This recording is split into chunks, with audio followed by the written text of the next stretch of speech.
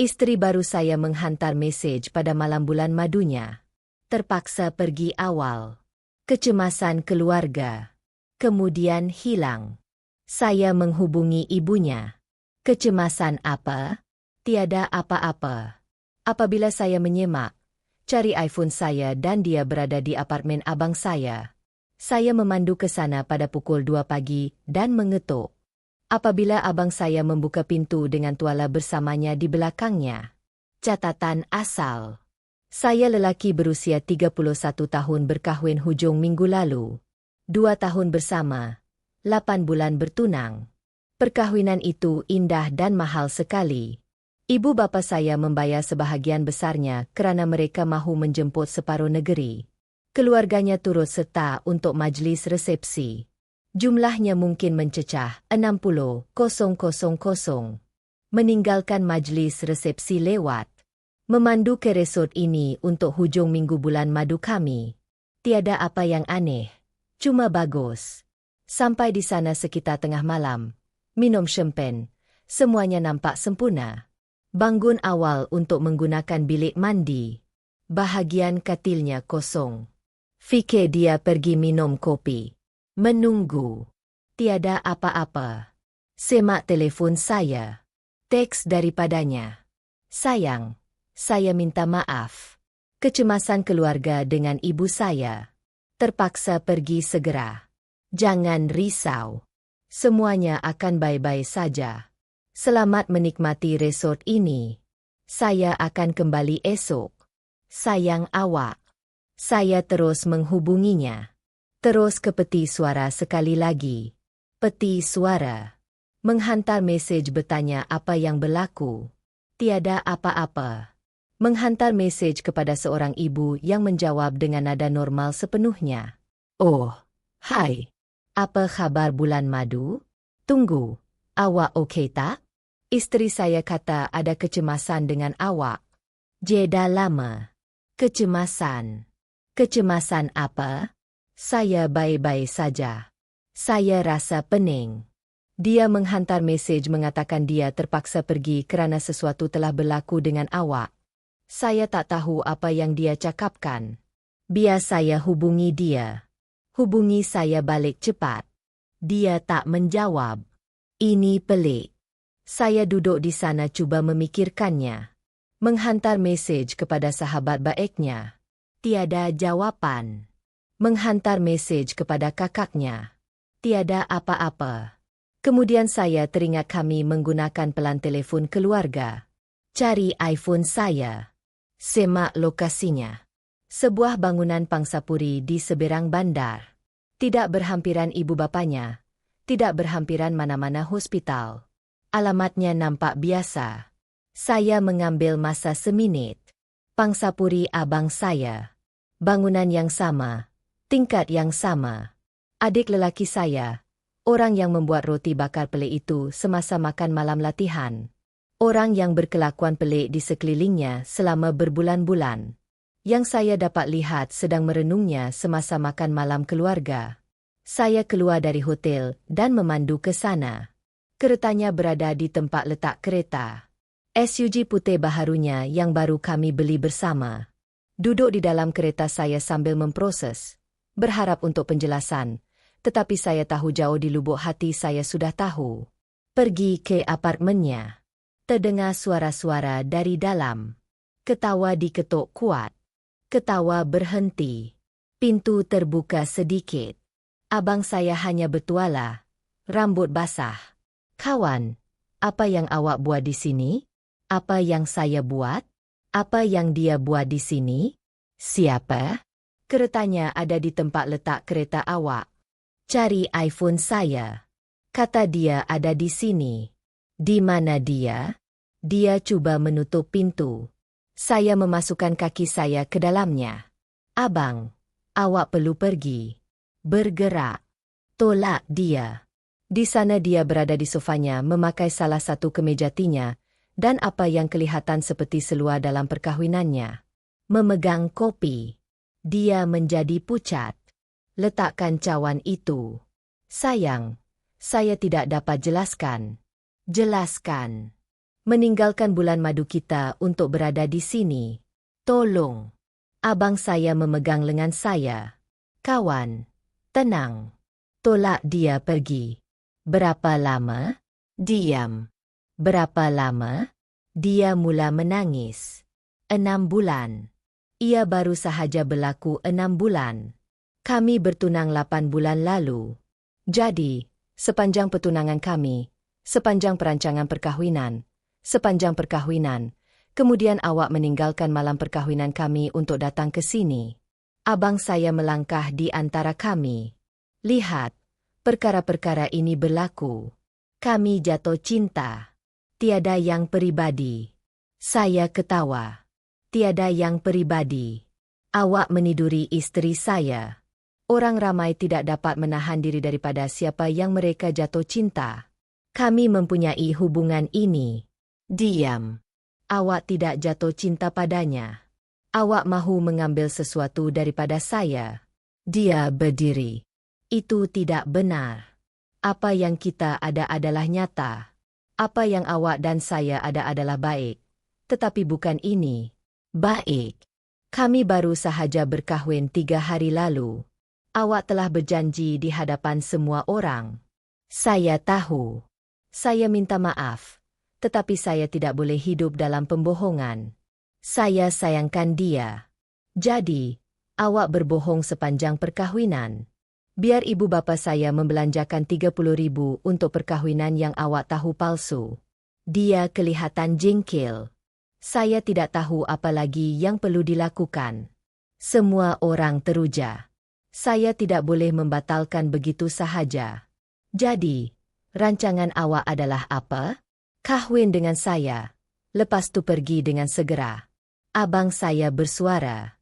Kami nak beritahu awak lepas bulan madu. Bagi awak masa untuk bahagia dulu. Betapa pemurahnya awak berdua. Saya pergi, memandu pulang. Duduk lama di laluan masuk rumah, hanya merenung, kemudian mula membuat panggilan. Kemas kini 1. Hubungi ayah saya dulu. Ceritakan semuanya kepadanya. Diam lama, lepas tu saya uruskan ibu awak. Buat apa yang awak perlu buat. Ibu panggil menangis. Mesti ada salah faham. Ibu. Dia berada di sofa ayah dengan memakai bajunya selepas meninggalkan bulan madu kami. Apa yang saya salah faham? Mungkin dia cuai.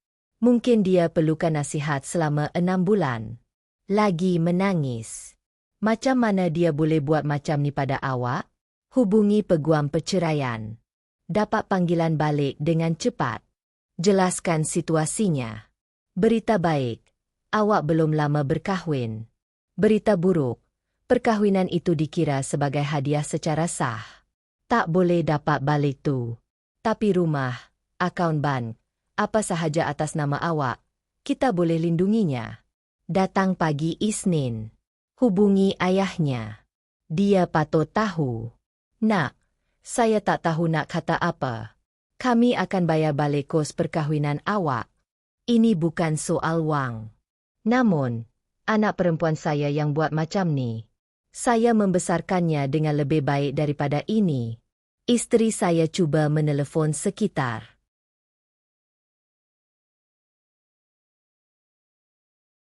Tengah hari. Tidak menjawab. Dia menghantar mesej. Kita perlu bincangkan perkara ini seperti orang dewasa. Saya tahu awak terluka, tetapi kita boleh selesaikan perkara ini dengan matang. Dia menjawab, jumpa saya di rumah pukul 3. Seorang diri. Dia datang lewat. Cuba peluk saya. Saya berundur. Jangan. Sayang, saya tahu awak marah. Saya tak marah. Saya dah selesai. Hubungi peguam perceraian. Mendapatkan pembatalan. Pembatalan? Bukankah itu keterlaluan? Kita boleh buat kaunseling. Selesaikan apa? Awak tidur dengan abang saya selama 6 bulan? Awak berdrama. Orang selalu pulih daripada hubungan sulit. Berhenti panggil hubungan sulit. Hubungan sulit adalah kesilapan. Ini disengajakan. 6 bulan pilihan. Dia duduk. Saya tak mahu perceraian. Saya mahu ini berjaya. Kenapa? Apa? Kenapa awak mahu ini berjaya? Awak sayangkan dia. Awak yang cakap begitu. Jadi kenapa? Dia kelihatan tidak selesa. Saya cuma rasa kita tak patut buat keputusan terburu-buru. Terburu-buru? Awak dah kacau abang saya selama 6 bulan. Itu tak terburu-buru. Itu lain. Aduh. Memang betul. Boleh kita bincangkan perkara ini? Bertenang dulu baru bincang. Ambil semua ruang yang awak nak. Tapi awak kena keluar dari rumah ini malam ini. Ini rumah saya juga. Ia atas nama saya. Dibeli sebelum kita berkahwin. Awak pindah masuk selepas rumah saya milik saya secara sah. Saya dah bayar separuh gadai janji selama 4 bulan. Tak bagi awak hak milik. Awak ada masa sampai malam ni. Keluarkan barang-barang awak. Awak tak boleh halau saya keluar begitu sahaja. Tengok saya. Pergi tinggal dengan abang saya. Dia pasti sukakannya. Air mata lagi. Macam mana awak boleh jadi begitu kejam? Saya kejam. Awak tinggalkan saya pada malam perkahwinan kita untuk abang saya dan saya kejam. Saya kata, saya minta maaf. Tidak, awak tak buat. Awak buat alasan. Awak justifikasikannya. Awak tak pernah minta maaf langsung. Baiklah. Saya minta maaf. Gembira. Boleh kita selesaikan ini sekarang? Tidak. Keluar. Dia mula mengemas. Kawannya datang untuk membantu. Kawannya tidak mahu memandang saya. Sekitar pukul 7, istri saya cuba lagi. Tolong, sekali lagi peluang. Saya akan putuskan hubungannya. Terapi. Apa sahaja. Apa sahaja kecuali tidak tidur dengan abang saya selama 6 bulan. Itu tidak adil. Hidup ini tidak adil. Keluar. Dia pergi. Menukar kunci dengan segera. Menghubungi tukang kunci. Saya kenakan $200 untuk perkhidmatan kecemasan. Abang saya mula menelefon kemudian. Tidak menjawab. Meninggalkan peti suara. Kawan, awak bertindak balas secara berlebihan. Dia panik. Tiada tempat untuk pergi. Awak tak boleh halau dia keluar begitu sahaja. Bersikap munasabah. Membalas mesej. Dia boleh tinggal bersama awak. Awak mahukan dia. Awak dapat dia. Dia menelefon lagi. Saya menjawab. Awak bersikap seperti kanak-kanak. Saya bersikap seperti kanak-kanak. Ya. Benda memang berlaku. Orang menipu. Orang dewasa berusaha mengharunginya. Orang dewasa tidak tidur dengan tunang abang mereka. Ia berlaku begitu sahaja. Saya tidak merancang ini selama 6 bulan. Ia berlaku begitu sahaja. Setiap makan malam keluarga yang duduk berhadapan dengannya, ia berlaku begitu sahaja. Setiap mesej teks di belakang saya, ia berlaku begitu sahaja. Saya tak nak sakitkan hati awak. Kalau begitu, awak tak patut tidur dengan isteri saya. Dia memang kekasih awak masa ia bermula. Itu yang menjadikannya lebih baik. Dengar, saya sayang dia. Betul ke? Dan dia sayang saya. Awak kena terima itu. Saya tak perlu terima apa-apa. Dan ibu dan ayah pasti suka mendengar cerita penuh. Awak takkan tengok saya. Tutup telefon. Kemas kini 2. Pagi Isnin di Pejabat Peguam. Semuanya dah dibawa. Sijil perkahwinan, dokumen rumah, penyata bank, rekod telefon yang menunjukkan bila dia pergi bulan madu. Peguam menelitinya. Ini mudah sahaja. Berkahwin kurang seminggu. Dia serta-merta meninggalkan perkahwinan itu. Kecurangan yang jelas. Pembatalan nikah mudah. Persoalannya, apa lagi yang awak mahukan? Apa maksud awak? Awak boleh saman atas tuduhan penipuan. Dia berkahwin dengan awak atas dakwaan palsu semasa sedang berselingkuh. Itu alasan untuk ganti rugi. Boleh juga menuntut kos perkahwinan, walaupun itu lebih sukar memandangkan ibu bapa awak yang bayar. Bagaimana pula dengan bayaran rumah yang dia buat? Dia tak ada tuntutan.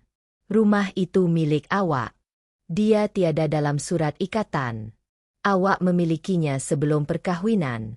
Bayaran itu pada asasnya sewa. Dan abang saya? Peguam itu tersenyum. Pengasingan kasih sayang. Masih sah di negeri ini. Awak boleh saman dia kerana campur tangan dalam perkahwinan awak. Memandangkan garis masa dan bukti. Kes yang kukuh. Seberapa kuat?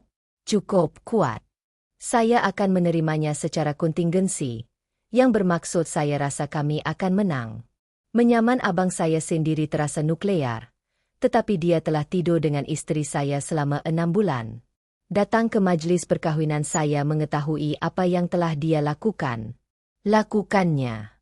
Kedua-duanya. Kedua-duanya. Dia kerana penipuan. Dia kerana pengasingan kasih sayang. Ini akan menjadi buruk. Sudah buruk. Dokumen telah difailkan menjelang pertengahan minggu. Isteri saya mendaftar di tempat kerja. Abang di apartemennya. Kedua-duanya terus menghubungi. Tidak menjawab. Pesanan suara isteri. Awak serius ke? Awak saman saya? Ini gila. Hubungi saya semula. Pesanan suara abang. Abang, ini jauh di luar batas. Awak tak boleh saman saya kerana jatuh cinta. Hubungi peguam awak sebelum ini menjadi lebih teruk. Saya telah menghantar mesej kepada mereka berdua. Semua. Komunikasi melalui peguam saya. Isteri saya datang ke tempat kerja saya keesokan harinya. Resepsionis kata dia ada di lobi menuntut untuk berjumpa saya. Dia turun. Dia kelihatan kasar seperti dia tidak tidur. Awak kena gugurkan tuntutan mahkamah ini. Ini mengarut. Saya akan hilang kerja. Sepatutnya saya fikirkan tentang itu sebelum apa? Sebelum jatuh cinta. Awak tak boleh hukum orang sebab perasaan. Bukan menghukum perasaan awak. Menghukum tindakan awak. 6 bulan berbohong. Kahwin dengan saya tahu awak akan pergi. Mengambil wang daripada ibu bapa saya untuk perkahwinan palsu. Saya tak curi apa-apa. Awak tahu awak akan pergi dan biarkan mereka bayar juga. Itu penipuan. Tiada mahkamah yang akan melihatnya seperti itu. Kita akan tahu. Apa yang awak mahu? Awak mahu saya merayu? Saya merayu. Tolong gugurkan tuntutan mahkamah. Saya akan tandatangani apa sahaja untuk pembatalan. Cuma jangan seret perkara ini ke mahkamah. Kenapa? Malu. Ya. Semua orang akan tahu. Kerja saya, keluarga saya, semua orang. Bagus. Sepatutnya saya fikirkan tentang itu sebelum ini. Ya Tuhan, awak pendendam. Awak musnahkan perkahwinan kita sebelum ia bermula dan saya pendendam. Pihak keselamatan mula berjalan ke arahnya. Dia merendahkan suaranya. Tolong, saya tanya dengan baik. Buanglah dan saya akan tandatangani apa sahaja. Tidak. Kenapa? Awak cuma buat macam ni untuk sakitkan hati saya. Tidak. Saya buat macam ni sebab tindakan ada akibatnya. Awak mahukan perkahwinan, parti, perhatian, kemudian lari dengan orang yang awak mahukan. Bukan macam tu caranya. Dia cuba pegang lengan saya. Pihak keselamatan masuk campur. Puan perlu pergi. Ini suami saya. Puan, dia minta Puan pergi. Kita kena panggil polis kalau awak tak pergi. Dia pandang saya. Saya harap Puan bahagia. Awak merosakkan hidup saya kerana satu kesilapan. Awak merosakkan hidup awak sendiri. Saya cuma pastikan awak bayar semuanya. Dia pergi. Pihak keselamatan mengiringinya keluar. Bos panggil saya masuk. Semua okey? Ya. Habis perceraian selepas baru berkahwin. Cerita panjang. Takkan berlaku lagi. Jauhkan urusan pribadi daripada pejabat. Kita akan buat. Abang saya cuba sudut yang berbeza. Suruh ayah saya telefon. Anak, ayah tahu kamu terluka, tapi saman abang kamu, itu keterlaluan. Dia ceritakan keseluruhan cerita pada kamu? Dia kata kamu berdua dah terpisah, dan abang kamu jatuh cinta padanya. Itu sahaja yang dia katakan. Dia tak sebut pasal 6 bulan.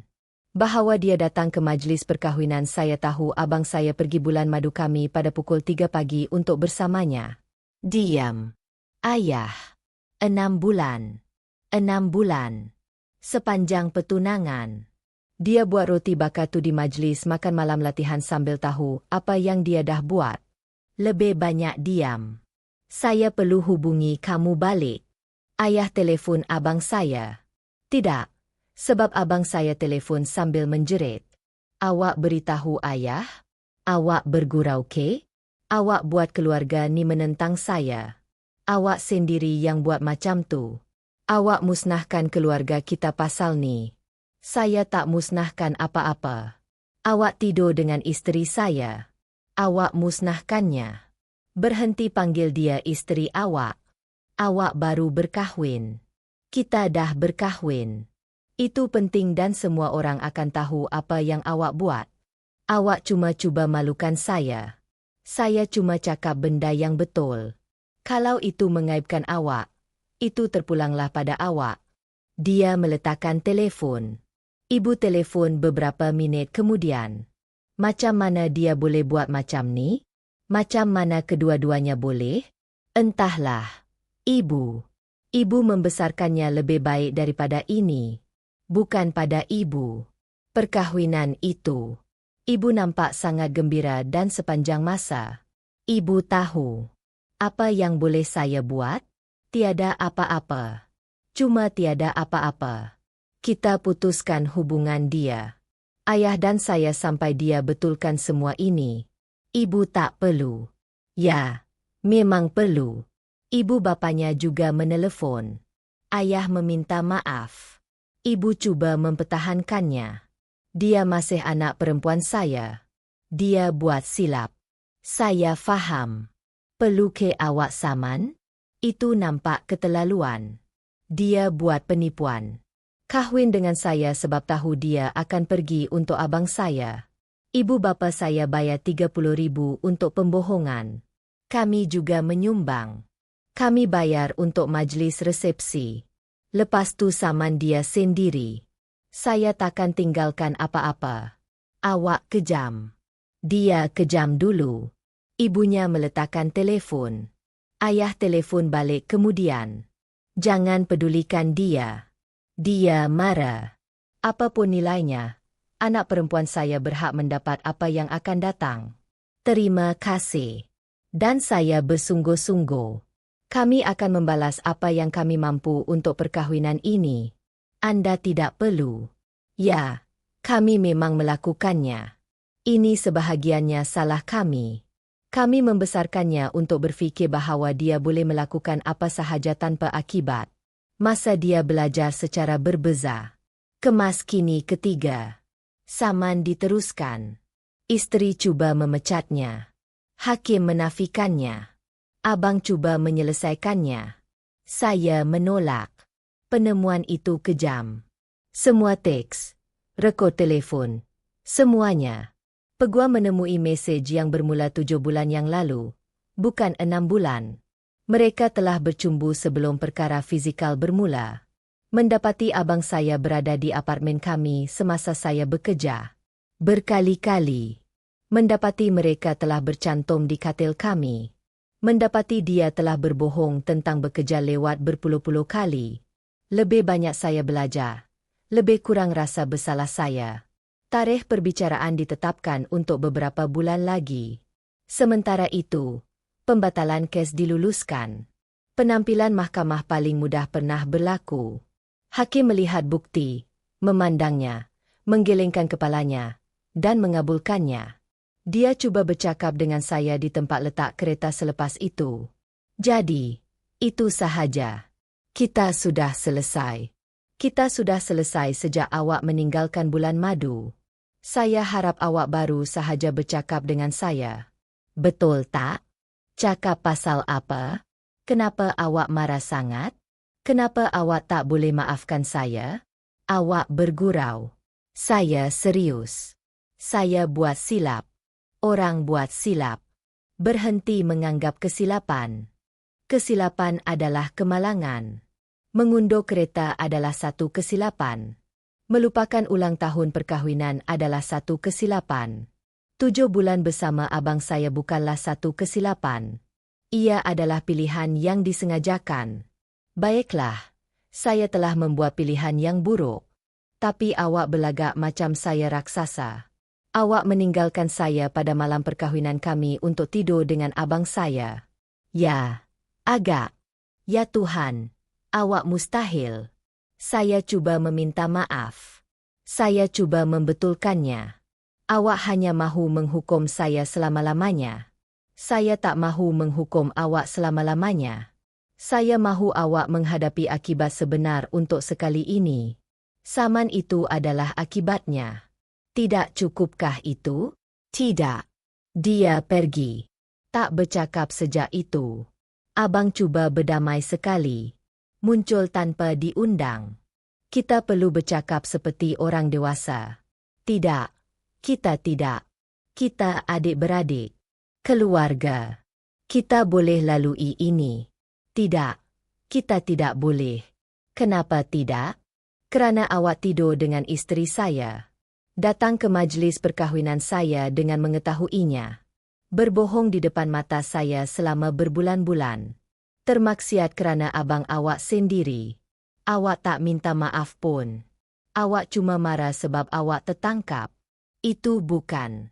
Jika saya tak pernah tahu, adakah awak akan beritahu saya? Diam. Skim yang saya fikirkan. Tinggalkan harta saya. Saman itu memufliskan saya. Adakah itu yang awak mahukan? Sepatutnya fikirkan tentang itu. Saya akan kehilangan segalanya. Saya juga. Menutup pintu di hadapannya. Perbicaraan berlaku.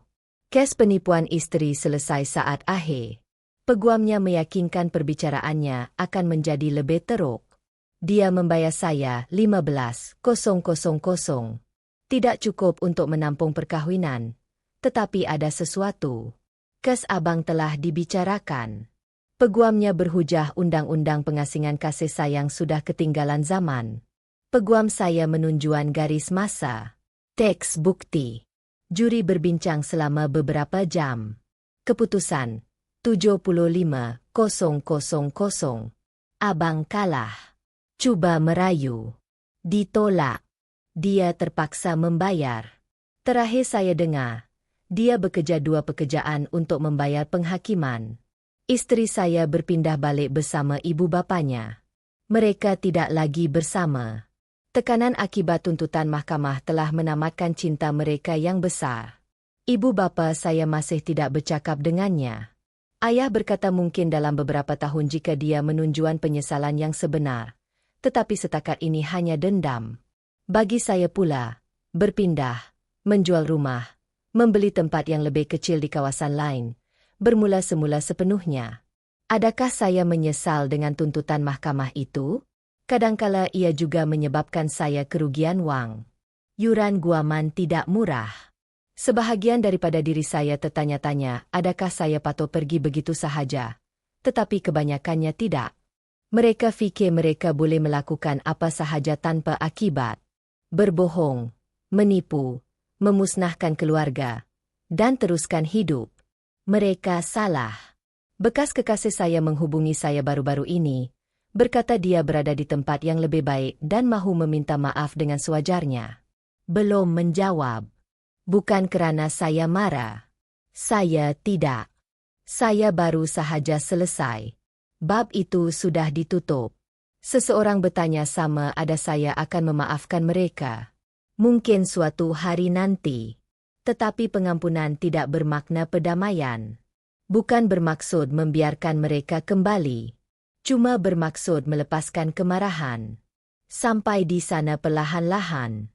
Dan ya, Berpacaran semula. Belum ada yang serius. Tetapi saya terbuka. Terapi membantu dengan isu kepercayaan. Mengambil masa kira-kira setahun. Tetapi saya boleh bayangkan bersama seseorang tanpa menunggu pengkhianatan. Hidup terus berjalan. Skim perkara yang tiada siapa beritahu Anda. Rasa seperti kiamat apabila ia berlaku. Tetapi hidup terus berjalan. Anda teruskan. Akhirnya, Anda baik-baik saja. Saya baik-baik saja. Lebih baik daripada baik-baik saja. Dan mereka sengsara yang tidak membuatkan saya gembira tetapi juga tidak membuatkan saya sedih. Rupa-rupanya akibatnya adalah nyata. Edik kepada semua orang yang bertanya sama ada tuntutan mahkamah berbaloi. Ya, bukan untuk wang, untuk prinsipal. Mereka perlu tahu bahawa mereka tidak boleh melakukan apa sahaja. Edit 2. Berhenti bertanya sama ada abang dan bekas kekasih saya masih bersama. Tidak. Mungkin bertahan selama 6 bulan selepas perbicaraan. Rasanya hubungan mereka tidak begitu kuat. Edit 3. Ya, undang-undang pengasingan kasih sayang adalah kontroversi. Tidak peduli. Ia wujud di negeri saya.